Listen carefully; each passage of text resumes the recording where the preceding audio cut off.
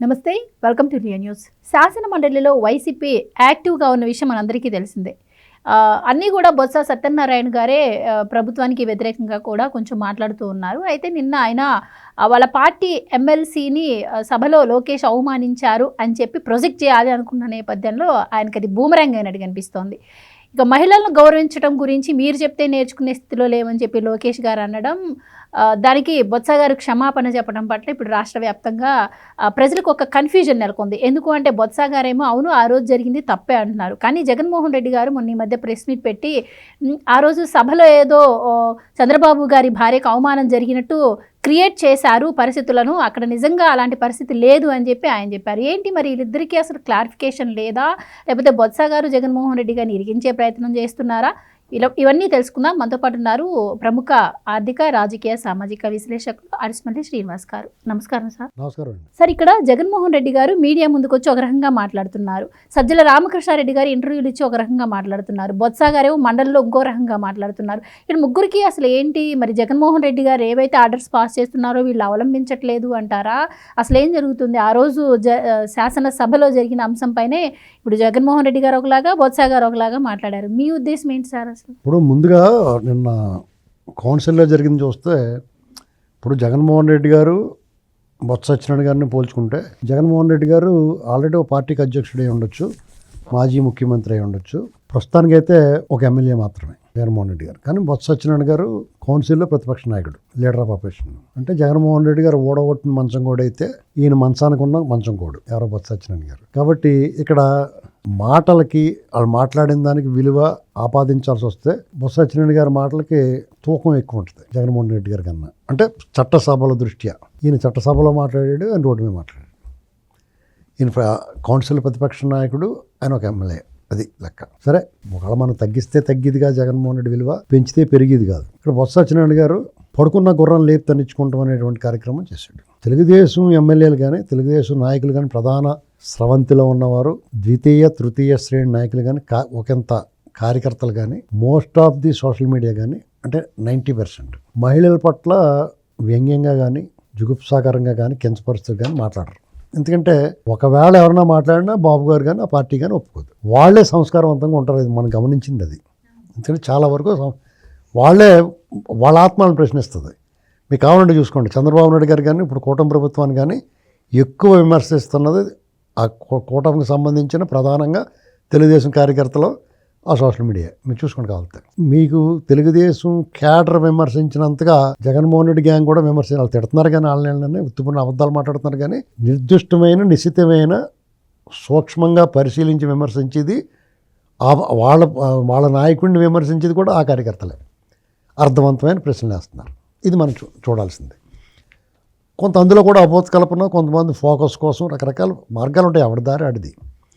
ఏమైనా ఎక్కడ కూడా సంస్కారం ఆ లైన్ దాటి మాట్లాడరు. ఎవరో 10% ఉంటారు. వైసీపీలో 90% దాని రివర్స్.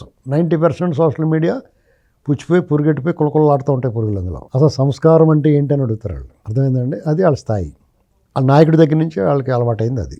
నిజంగా అప్పుడు దాకా మంచోడు కూడా వాళ్ళ దగ్గరికి వెళ్తే అలా మారిపోతాడు. వాళ్ళ దగ్గర నుంచి బయటకు వస్తే కొంచెం మార్పు వస్తుంది మళ్ళీ. అది కూడా ఉంటుంది. ఆ గదిలోకి వెళ్ళినా ఆ దయ్యాలు పట్టేసుకుంటాయి వాళ్ళకి. సరే, ఇక్కడ కౌన్సిల్లోకి వచ్చేటప్పటికి ఆ వరుదు కళ్యాణి అన్న ఆవిడ ఎమ్మెల్సీ గారు, ఆవిడ డైరెక్ట్గా లోకేష్ గారిని టార్గెట్ చేయమని నాకు చెప్పినట్టున్నారు టాస్క్ ఆవిడకి. ఆవిడ ఆయన్ని టార్గెట్ చేసి విమర్శిస్తూ ఉంటుంది. తప్పులేదు, సమస్యలను ప్రస్తావించవచ్చు, విమర్శల్ని కూడా మనం తీసుకోవాలి. ఈ పార్టీ కూటమి ప్రభుత్వం విమర్శలు తీసుకోవాలి, తీసుకున్న సమాధానం చెప్పాలి.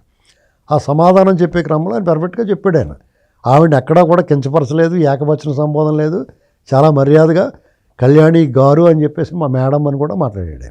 దానికి బొత్స సత్యనారాయణ గారు మరి ఎక్కడ ఎలా పొరపాటు పడ్డాడు. కానీ లోకేష్ గారు ఏదో ఆవిడని కించపరిచినట్టుగా. ఇప్పటి వరకు ఆయన సభలో కూడా లేడంట. అప్పుడప్పుడు సభలోకి వచ్చి మరి అది ప్రీ ప్లాన్డ్గా ఏమన్నా ఏముండదండి, ఏదో మాట్లాడాలి కాబట్టి మాట్లాడి వాళ్ళు ఊరుకుంటారు అనుకున్నాడు ఆయన గబక్కనే వాళ్ళకి వెళ్ళికాడు. సో లోకేష్ గారు ఆగ్రహం కట్టాలు తెంచుకుంది. అసలు మామూలుగా ఉగ్ర నరసింహ అవతారం ఎత్తాడు ఆయన. వాళ్ళ మామగారు నరసింహనాయుడులో ఎలా ఉన్నాడు అలాగే అయిపోయాడు ఆయన ఒకసారి. అసలు ఖచ్చితంగా ఉంటుందండి కోపం, ఎందుకంటే రగులుతూ ఉంటుంది. ఇప్పుడు అధికారంలోకి వచ్చే వాళ్ళు, ప్రతిపక్షంలో ఉన్న వాళ్ళు సభలో, నిండు సభలో తల్లిని అవమానిస్తే ఎవరికన్నా బాధ రాదండి. అయితే సార్ ఇదే అంశంపై నిన్న బొత్స గారు అవును ఆ రోజు జరిగింది తప్పే అని ఒప్పుకున్నారు. ఆ సందర్భంగా లోకేష్ గారు మాట్లాడుతున్నప్పుడు డిఫెన్స్లోకి వెళ్ళిపోయాడు బొత్స సత్యనారాయణ గారు.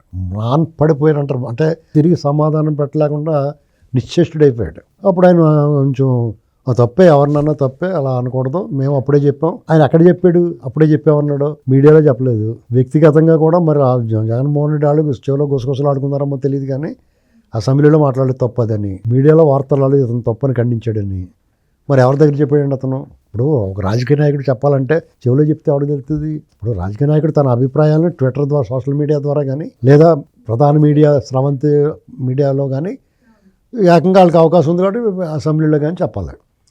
ఏమీ చెప్పకుండా అతను నేను చెప్పాను వాళ్ళకి మేము చెప్పాము తప్పు అని చెప్పామంటే ఎవరికి చెప్పారు?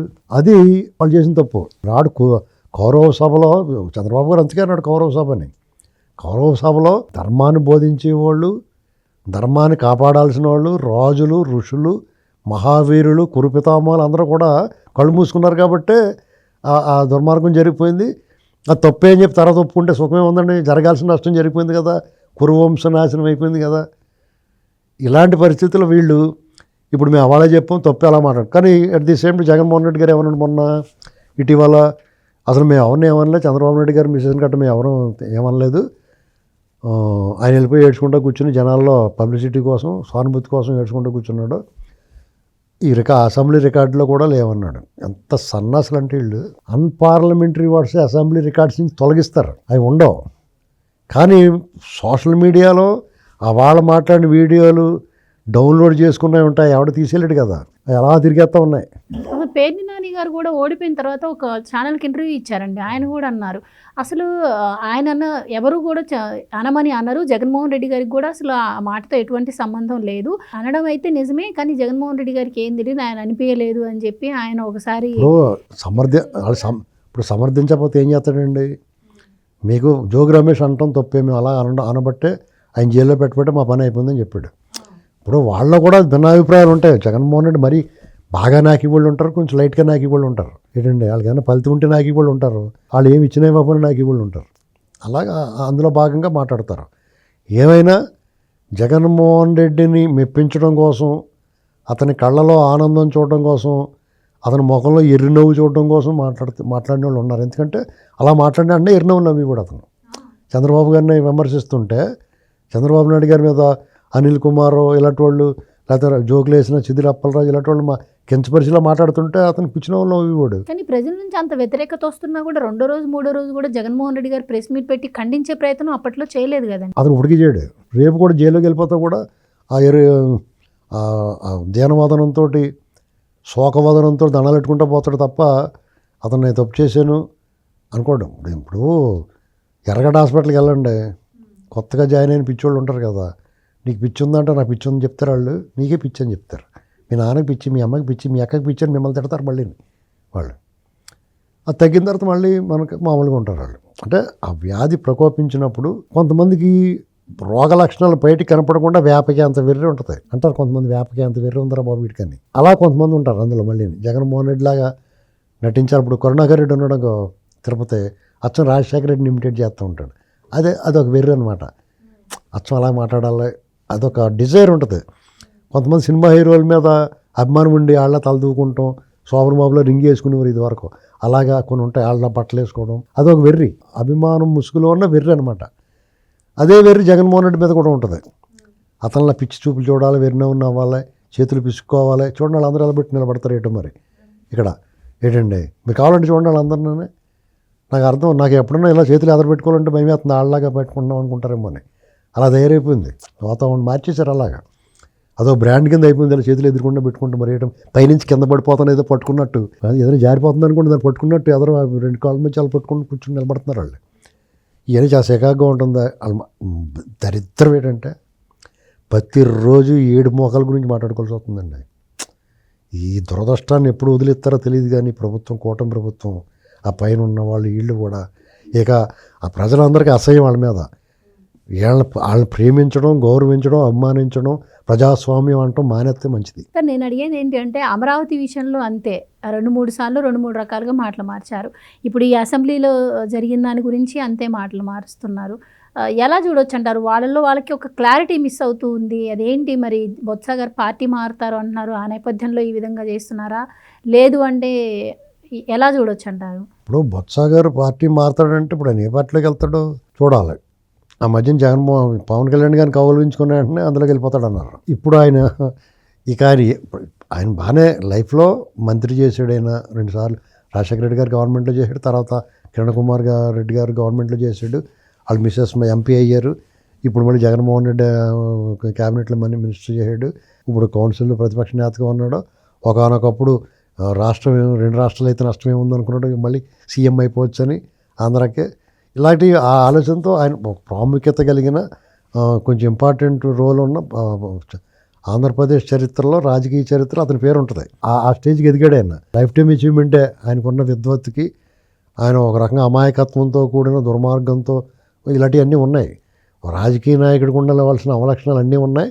అలాగే మామూలుగా చూస్తే అతను అంత చెడ్డోడు అనిపించడు ఏటో. కానీ ఒక్కొక్కడో ఎంత దుబ్బేసినా ఏం చేసినా కానీ మంచివాళ్ళ కనపడు. జగన్ చూడండి నటిస్తూ ఉంటాడు, ఇతను నటించకుండానే మంచివాడు అనిపిస్తాడు. వాళ్ళ మేనల్లుళ్ళు, తమ్ముళ్ళు వీళ్ళందరూ ఈ ముఠాల కింద కట్టేసి ఆ విజయనగరం ఏరియాలో కబ్జా చేస్తారు. మొత్తం వాళ్ళు పరిపాలిస్తున్నారు. ఇవాళకి వాళ్ళే పరిపాలిస్తున్నారు. ప్రభుత్వం మారినప్పుడు టీడీపీలో ఉన్న కొంతమంది వీళ్ళ శిష్యులు అని చెప్పుకుంటారు. ఈయన శిష్యులని ఉత్తరాంధ్రలో శ్రీకాకుళంలోను, ఆ విజయనగరం, పార్వతీపురం ఆ ఏరియాలో ఒక మంత్రి గారు కూడా ఈయన శిష్యులని చెప్పారు ఆ మధ్యన ఎలక్షన్ ముందు. ఇవన్నీ ఎలా ఉంటాయంటే ఇక మనం ఊరికే పార్టీలు, లైను, గీతలు అనేటువంటి కార్యకర్తలకు మాత్రమే ఉంటాయండి. ఒక స్టేజ్ దాటిన తర్వాత ద్వితీయ, తృతీయ శ్రేణుల వరకు కూడా పార్టీలు వైరం కనపడద్దు వాళ్ళకి. ప్రత్యర్థి పార్టీ అంటే వాళ్ళు అగ్గిమే గుగ్గులు అవుతూ ఉంటారు, వాళ్ళు శత్రువులా చూస్తారు. ద్వితీయ శ్రేణి దగ్గరికి వచ్చినప్పుడు కొంచెం తగ్గుద్ది అది. ప్రథమ శ్రేణి నాయకులు ఉంటారు, ఎమ్మెల్యేలు, ఎంపీలు అయిపోయిన వాళ్ళు, మంత్రులు అయిపోయిన వాళ్ళు, మాజీ మంత్రులు ఉంటారు చూసారా, వాళ్ళు మేము విశ్వమానంలో అందరూ మాకు సమానమే, వాళ్ళ కంచంలో మేము తింటాం, మా కంచంలో వాళ్ళు పెడతాం, మీకు అధికారంలో వాళ్ళు కాపాడుతాం, వాళ్ళ అధికారంలో మమ్మల్ని కాపాడినా కాపాడిపోయినా మేము అధికారంలోకి వస్తే వాళ్ళని కాపాడుతాం అనేటువంటి భావన ఇటీవల కాలంలో ప్రబలింది. అది అన్అవాయిడబుల్ కింద మారింది. ఇది దురదృష్టం. కాబట్టి మనం కూడా ఎవరిని కూడా నోటుకొచ్చినట్టు మాట్లాడకుండా ఉంటే మంచిది అనిపిస్తూ ఉంటుంది. నాకు కూడా ఎంత కోపం ఉన్నా జగన్మోహన్ రెడ్డి ఏడిస్తే నాకెందుకు అనిపిస్తుంది ఒకసారి. కానీ ఆ ముఖం చూడగానే అసహ్యంతో కూడిన ఆగ్రహం వచ్చేస్తూ ఉంటుంది. ఎందుకంటే అతను రాష్ట్రానికి చేసిన ద్రోహం కానీ, అతను ఇన్ని దొంగతనాలు చేసి తప్పించుకునే విధానం కానీ, వ్యవస్థలని అతను వదిలిపెట్టి తీరు చూస్తుంటే ఈ దేశం ఏమైపోద్ది అన్న బాధ, భయం వల్ల వస్తుంది తప్ప ప్రత్యేకించి అతని మీద మన కోపం ఏమంటుంది. మనకు చుట్టమా, మన ఇంటి పక్క కూడా, లేకపోతే మన ఊరోడా, లేకపోతే మనం అతను సమానమా, మనకన్నా చాలా పెద్దోడు కదా అతను, నన్ను దాటుకెళ్ళిపోయి నాకన్నా ఎక్కువ మార్కులు వస్తున్నాయని కోపం రావడానికి, లేకపోతే నాకన్నా ఎక్కువ డబ్బు, మనకే అతనికి సంబంధం ఉంది. ఏంటంటే జనాల పట్ల ఇలాగైపోతుంది ఈ వ్యవస్థ. పైగా అటువంటి వాడిని ఫాలో అవుతా, అటువంటి వాడిని అనుసరిస్తా, అటువంటి వాడిని అభిమానిస్తా, కులాన్ని, ప్రాంతాన్ని, మతాన్ని తిట్టివాళ్ళు తయారవుతున్నారు. అలాంటి వాడికి ఏదైనా ప్రభుత్వం చర్య తీసుకుంటే సిగ్గు లేకుండా సీనియర్ జర్నలిస్టులు, మంచి పేరు ఉన్నవాళ్ళు కూడా అయ్యో పాపం అతను ఐ స్టాండ్ వీ స్టాండ్ అని ఇలా మాట్లాడుతున్నారు. బుద్ధి జ్ఞానం లేదు. అన్నం తింటారో గడ్డి తింటారో తెలియదు వాళ్ళకి. ఇది పరిస్థితి. దానివల్ల వాళ్ళ మీద కోపం అవుతుంది. నేను చంద్రబాబు గారు చెప్పింది ఫాలో అవుతాను. ఎందుకంటే మనల్ని కుక్క గరిచిందని మన కరవం అంటాడు, చెప్తాడు ఆయన. ఖచ్చితంగా దాన్ని ఫాలో అవుతా. నేను దాని యజమాని కరవడానికి ప్రయత్నం చేస్తాను. అదే. Thank you so much sir. నమస్కారం అండి. Please subscribe to Leo news for more videos.